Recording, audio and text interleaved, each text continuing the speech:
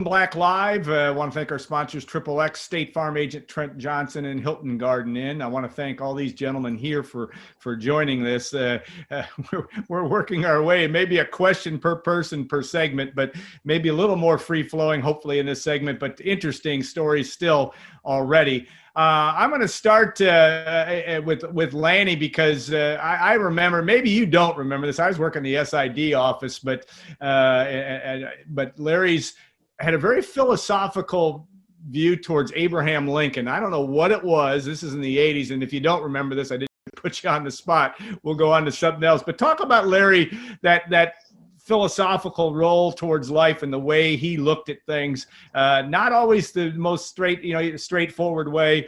It was very, very reasoned, very thoughtful, and sometimes a little quirky. I would say Larry was a thinker. Yeah. A deep thinker. Maybe plotting himself, future life, evaluating. But I'll never forget, and you would think this would be the most inappropriate time for him to do this, but we were just getting ready to take the air at Mackey Arena for a home game, and Larry has walked down. He's ready to sit down and start doing play-by-play. We're minutes before taking the air, and he has this book in his hand. He puts it on the table right in front of me. He said, "Here, I got a book I think you ought to read." It was Harold Kushner's "When All That You've Ever Wanted Isn't Enough." Matter of fact, I've never forgotten it. And it basically tells a story about people who have career goals. And then once they get to their pinnacle, they realize that there's an emptiness. And in evaluating their life, they realized that what really made their life meaningful was the people that they met along the way, which is what we're talking about today. And that is the conversations that we had, maybe in an automobile commuting to a game, on an airplane, on a bus. But Larry could fool you, and you have to wonder sometimes what he was thinking, because it wasn't what I was thinking or what you or anybody else was thinking. But that's what made Larry so unique. And isn't it, I was thinking as Rob was talking, and isn't it hard to believe that he is no longer with us? Yeah. And morning after I had learned that he had passed away, I'm sitting, having had breakfast, and I'm looking out the window and I'm thinking, I will never see him again. Yeah. And he had that impact on a lot of us. He was purely Larry. You know, there was no one like him. And, you know, you threw out the question for consideration. Say something about Larry that someone might not know. Yeah. Well, actually, I doubt that there's not anything about Larry that people don't know. Yeah. He laid it all out there. He laid it all out there. Yeah. Sure. Mike Wild, I don't know if I got Larry on the Bill Bryson stage and stuff that I had not been introduced to, and he helped me in that stuff. Anything from your perspective, again, just his way of looking at things, or I know you told me a funny story about what he did during a timeout in terms of just looking over his shoulder at the crowd and what was going on. But share your memories of that. Strangeness, if not beautiful, Larry Clisby, in terms of the way he lived his life. Yeah, and maybe a couple things, but yeah, the one that we were talking about the other day, Larry was all over the place. Like Lanny just said, he really was kind of quirky sometimes, and it's a lovable quirkiness. But most of it, you know how passionate he is about the games, and Rob, I don't know why he is like more recently with you, but you know, most of the time we're in a commercial break or something like that, and he's really focused on when we're talking about stats or what we're going to talk about when we come back, or maybe once in a while that's where we're going to go eat tonight or something like that. But I know one time we're at Mackey, I don't know when it was, I don't know who we were playing, but I think it was a tight game, and I think we were leading. And I'm thinking he ought to probably be really focused on what's happening. And he's just like, he's sitting there with this real introspective look on his face and staring into the crowd. And he said, you know, Weeze, and he always called me Wee. He called me Weeze. I called him Queeze. Don't ask why. But he's like, you know, Weeze, the funeral industry must be a great industry because there's 14,123 freaking people in here, and every one of them's gonna die. Yeah. And I got nothing. Yeah, that's the beauty. That is Larry in his quirky moment. No doubt. Yeah. From that standpoint, I mean, Steve Reed, and going back to you in terms of what's something you guys, and I don't know how much, and you obviously a very accomplished golfer. Larry was at his time. Did you guys spend much time on a golf course in your time when you were in the West Lafayette area, or what other stories from that different side of Larry that you recall?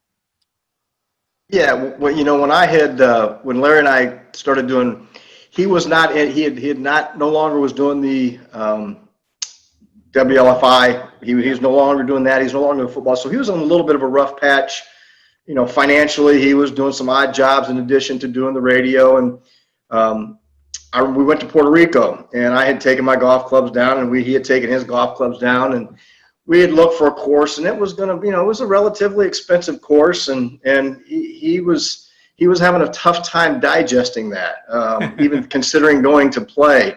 So finally talked him into it.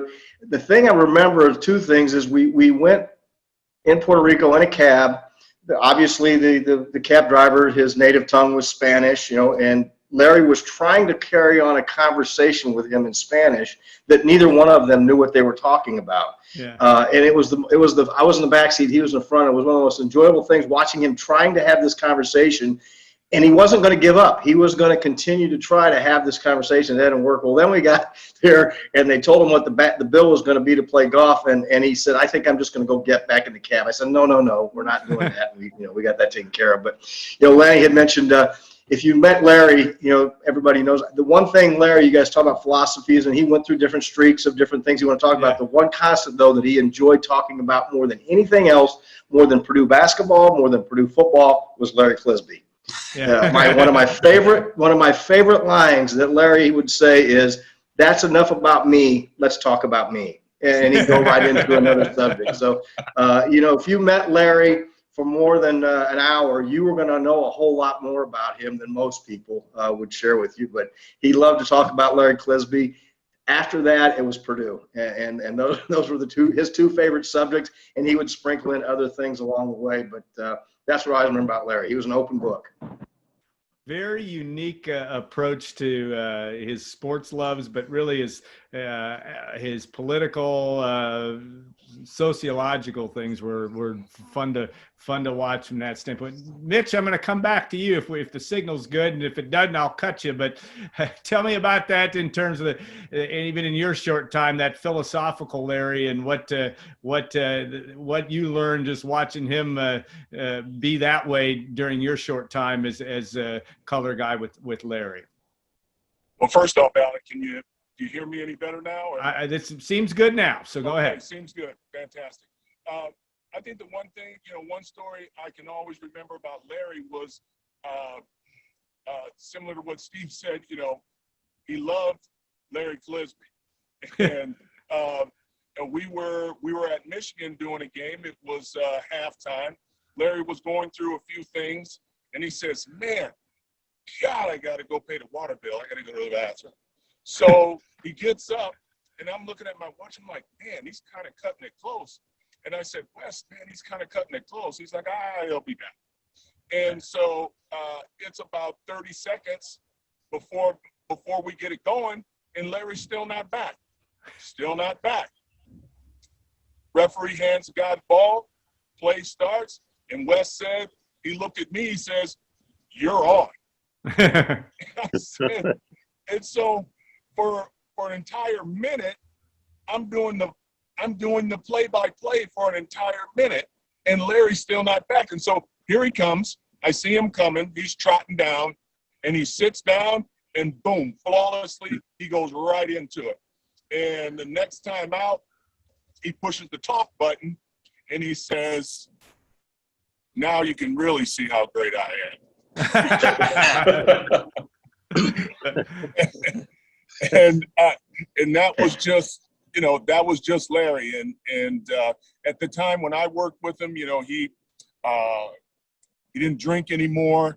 Yeah. And so we would go out, and I remember when we were in Hawaii, we would go out and we had a great time, talked and said a lot of stories. He had great stories, and I was having such a great time. And he said, and he leans over and he says, "And this is the sober Kalisz you're talking to." Yeah. And so he was a one-of-a-kind individual, a pro's pro.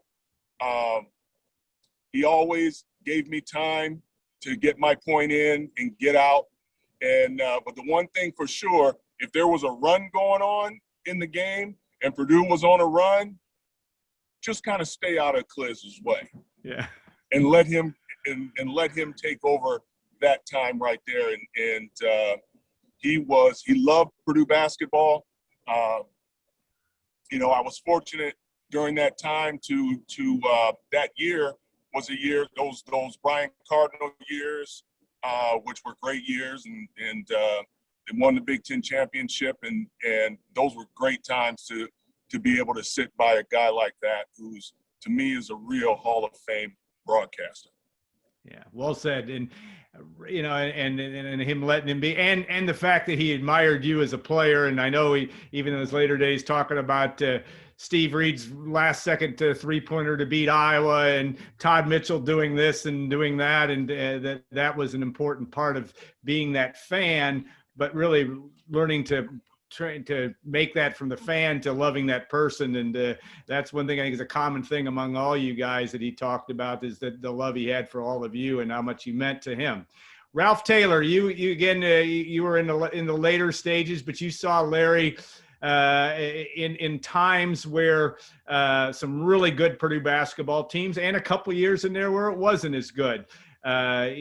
Talk about Larry as the ups and downs of the Purdue basketball season was going. Did you notice any difference in how he checked his fandom during that part of the broadcast? Well, of course, when we were winning, he was just on cloud nine, just happy as could be. But anytime we lost, I think he took it a lot harder than the players took it.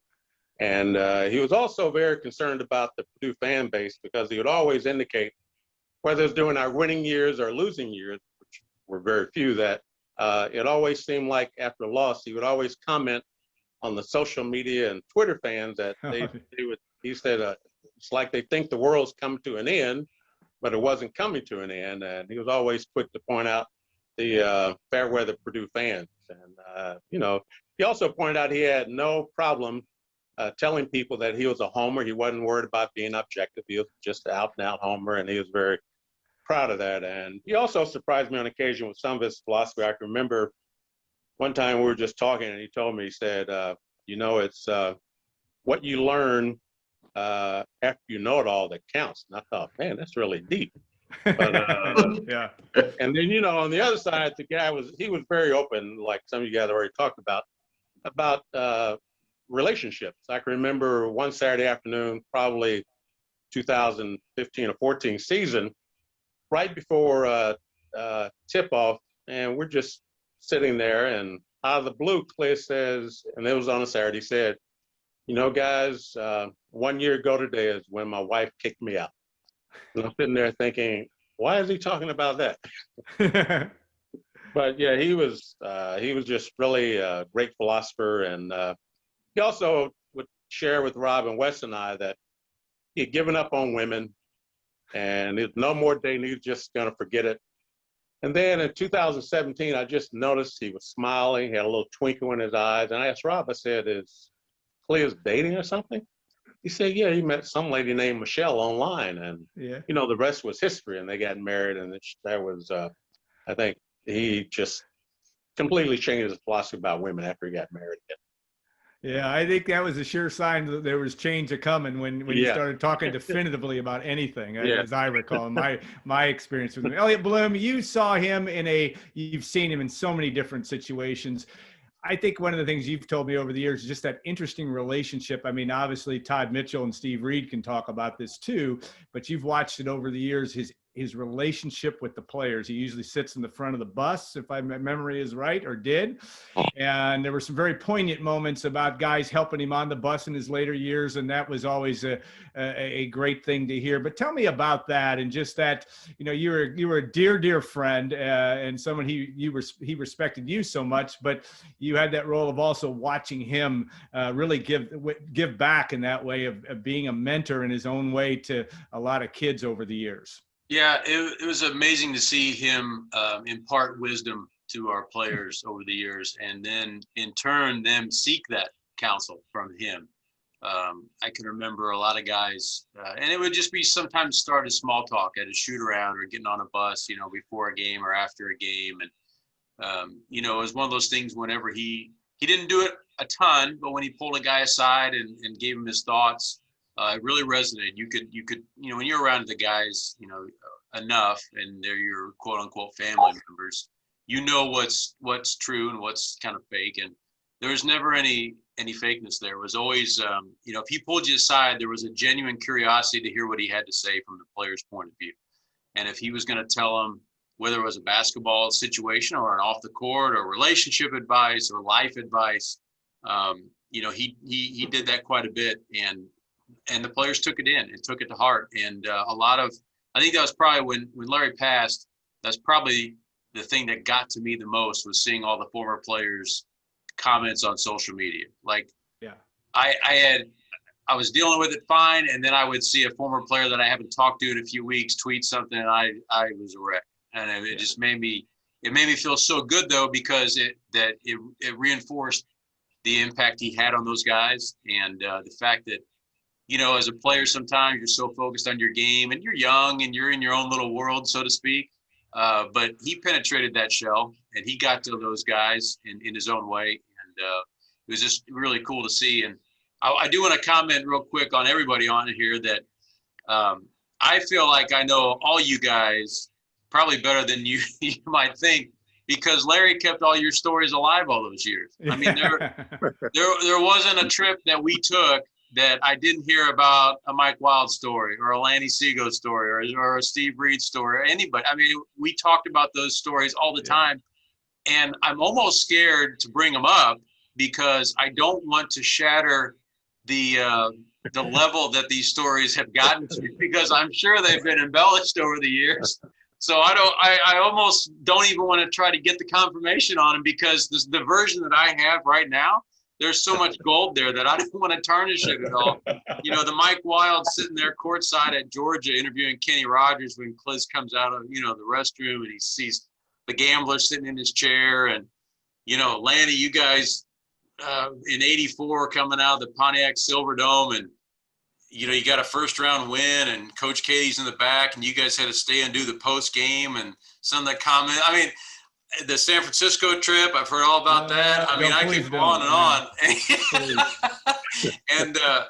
And they're just hilarious. And we would tell those stories all the time. And anytime we had staff turnover or change, the new person had no idea what they were getting in for, because we would have to then repeat all these stories again. And normally you're going to have some staff change, whether it's a GA or an SID or whoever it is that's going to leave your program. You know, if you're talking a 30 or, 15 person travel party in terms of staff, there's going to be some change every year. So we got to repeat the stories again. And Rob knows this because he's been around pretty much as long as I have. We repeat these stories, and the guys who have heard them 20, 30, 40 times, we'd laugh just as hard on the telling of, story 25 as we did the first time you ever heard it. So you guys, in terms of the basketball bus, plane, whatever travel, whatever mode of transportation we're on, your guys' names are still ringing on those walls there, because we still tell those stories all the time. It's your own version of the Hall of Fame. It's never going away, and maybe that's part of. I want to say one thing real quick. You mentioned something that people might not know. Larry had this deal, and I think it might have came on within the last 10 years or so, that he would get this sense sometimes, and he would look at his clock, and it would be 11:11. Yeah. I'm not sure how much he shared this with people, but I would get these random texts multiple times a week at usually about 11:15 is when I would get the text, and I would get this 11:11, 11:11, and he would just let me know the times that happened to him. And what would happen is he would just be sitting there, and a sense would come over him, and he would say to himself, like, I bet it's 11:11, and he would look at his phone, and 9 times out of 10, when he got this sense, it was 11:11, like on the dot. Yeah. And I bring it up because today I ran down to Indy to get my COVID vaccine, and my way back, my wife and I were in the car, and we were out by State Road 25 and Sagamore Parkway, where Cox's Pub used to be. Yeah. And we're at that light, and I started laughing, and she goes, "What's funny?" And I said, "Well, Cliz used to tell a story about Cox's Pub there, and he came out one night at 2 in the morning or whatever, and there was a guy in town who couldn't drive anymore because he had too many DWIs, and he got on a moped, and he was 3 sheets to the wind, and the moped took off and drove through the intersection while the guy was laying in the ditch." And Cliz said, and we were all outside Cox's Pub laughing our butts off at this moped going through traffic across the intersection there. And anybody who knows that intersection knows it's a large intersection. Yeah.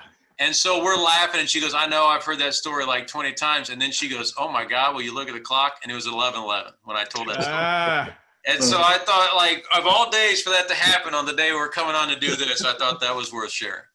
that's excellent. Rob Blackman, we're going to go to a short break and let you get you first dibs on the way back here.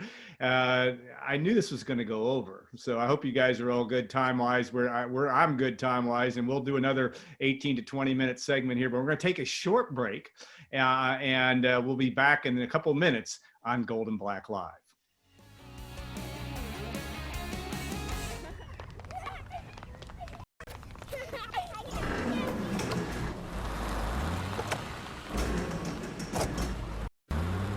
Let State Farm agent Trent Johnson handle all the moving parts of insurance. Whether it's for auto, home, life, or financial services, Trent Johnson is